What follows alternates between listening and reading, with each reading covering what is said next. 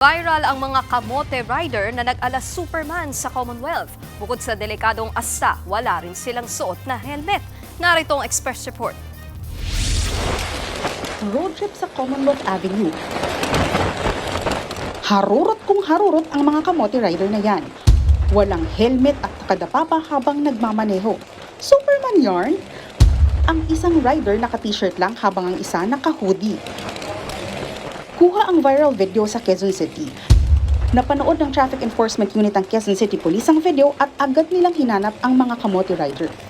Natuntun sila sa Caloocan. Minor de edad ang dalawang yan at walang mga lisensya. Humarap na rin sila sa Land Transportation Office kasama ang dalawa pa nilang kasama sa pagharurot sa Commonwealth. Inimpound ang motorsiklong ginamit ng isa sa kanila dahil napag-alamang ipinahiram lang ito sa rider. Ibinenta naman ng ama ng isa sa rider ang isa pang motorsiklo. Napanood din kasi nito ang video at dismayado siya sa ginawa ng anak. Sa investigasyon, galing lamay ang grupo at pauwi na nang maisipan ng pasaway na stunt. Posibleng managot ang grupo sa kasong reckless driving at di pagsusuot ng helmet at angkop na damit sa pagmumotorsiklo. Pinatatawag na rin ng LTO ang SUV driver na ito.